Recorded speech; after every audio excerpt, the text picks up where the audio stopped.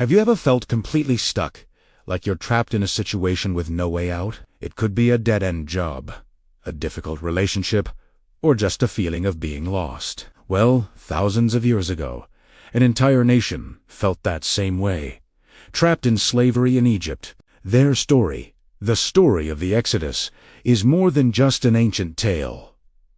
It's a powerful narrative, packed with timeless lessons about freedom, faith, and the challenges of a long journey. Today, we're going to dive deep into this incredible story and uncover the lessons that are just as relevant for us now as they were back then. Let's journey through the Exodus together. The story begins in Egypt, where the Israelites had been enslaved for 400 years. Imagine generations born into hardship, their spirits crushed under the weight of forced labor. Their situation seemed hopeless, but even in their darkest moments, they held on to a glimmer of hope, a promise of deliverance. This is our first major lesson. Hope can survive even in the most oppressive environments. It's that tiny spark that refuses to be extinguished, the belief that things can and will get better. Then a leader emerges. Moses, raised in the Pharaoh's own palace, he was an unlikely hero. After a dramatic turn of events, he flees into the desert, only to be called by God from a burning bush. His mission, to go back and demand the release of his people. Moses was full of self-doubt. He argued he wasn't a good speaker, that no one would believe him. And isn't that relatable? How many times have we felt unqualified or scared to step up? Moses' story teaches us that leadership isn't about being perfect. It's about answering the call, despite your fears. True strength often comes from embracing our vulnerability and trusting in a purpose greater than ourselves. What follows is a dramatic confrontation. Moses and his brother Aaron stand before the mighty Pharaoh, delivering a simple but powerful message. "Let my people go." Pharaoh, of course, refuses. His heart is hardened. This leads to the 10 plagues, a series of catastrophic events that demonstrate a power far greater than any earthly king. Each plague, from the river turning to blood to the final, devastating plague on the firstborn, was a direct challenge to the Egyptian gods and Pharaoh's authority. This part of the story shows us that sometimes radical change requires a radical disruption of the status quo. The old systems of power and control had to be completely dismantled before freedom could be possible. It's a reminder that true liberation often involves confronting and overcoming the very structures that hold us captive. Finally, after the 10th plague, Pharaoh relents. The Israelites are free to leave. They depart in such a hurry they don't even have time for their bread to rise, which is why unleavened bread, or matzah, is still eaten today to commemorate the event. This hasty departure is a lesson in itself. When the moment for freedom comes, you have to be ready to seize it, even if you're not perfectly prepared. Don't wait for the ideal conditions. Sometimes you just have to grab what you can and go. But their journey is far from over. As they reach the edge of the Red Sea, they look back and see Pharaoh's army in hot pursuit. They are trapped.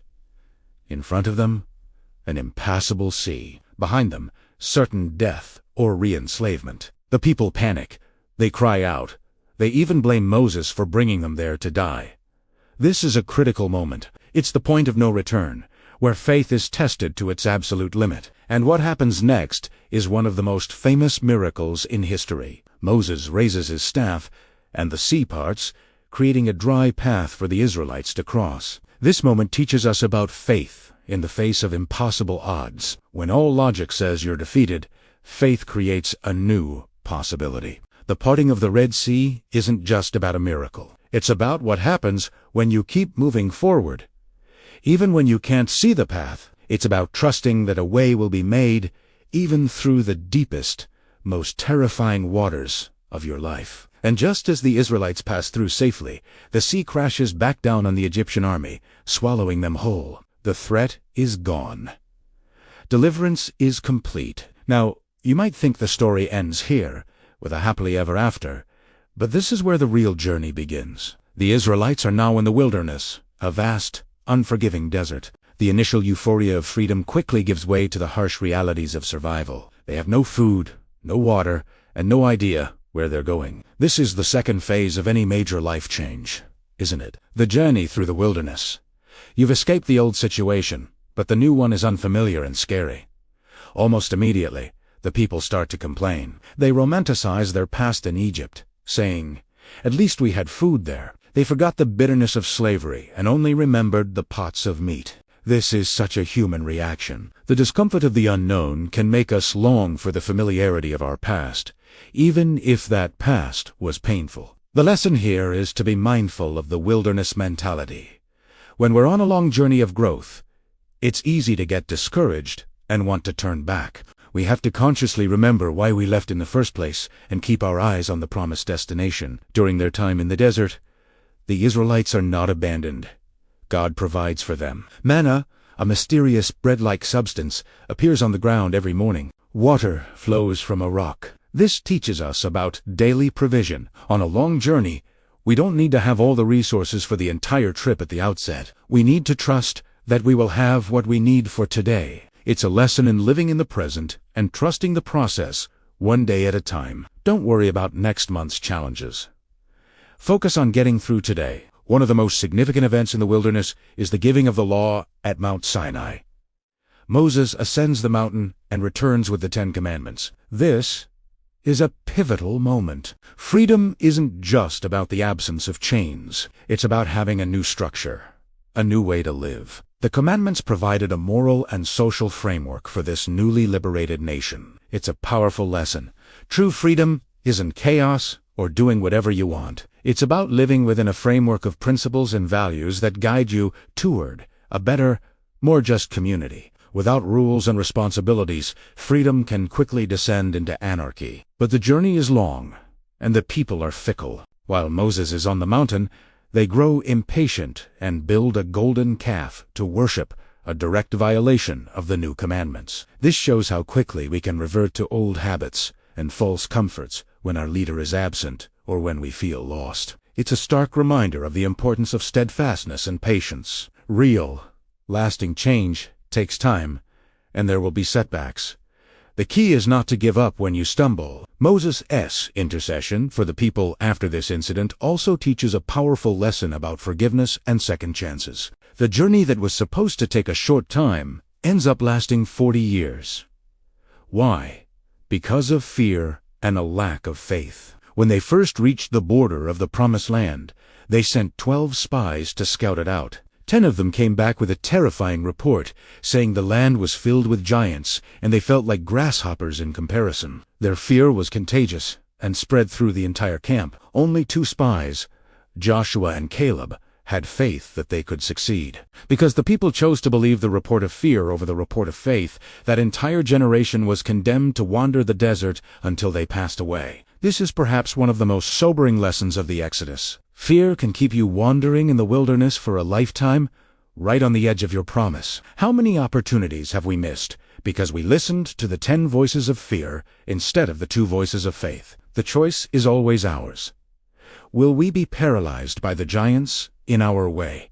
Or will we, like Joshua and Caleb, believe in the possibility of victory? After 40 years, a new generation, born in freedom and tempered by the wilderness, finally stands ready to enter the Promised Land.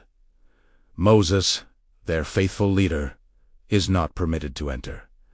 He sees it from a mountaintop before he passes away. His work was to lead the people out of slavery and through the desert. A new leader, Joshua, is appointed to lead them into their destiny. This reminds us that different stages of our journey may require different leaders, including the leader within ourselves. The person you were when you started is not the person you need to be to finish. So what can we take away from this epic saga? The Exodus is a blueprint for personal and collective liberation. It teaches us that hope can flourish in darkness. It shows us that leadership is about courage, not perfection. It proves that sometimes old structures must be torn down for new life to begin. It reminds us that freedom isn't just an event. It's a journey through a wilderness that will test us, challenge us, and ultimately transform us. It teaches us to have faith when we're trapped between the sea and the enemy, to trust for daily provision when we feel lost,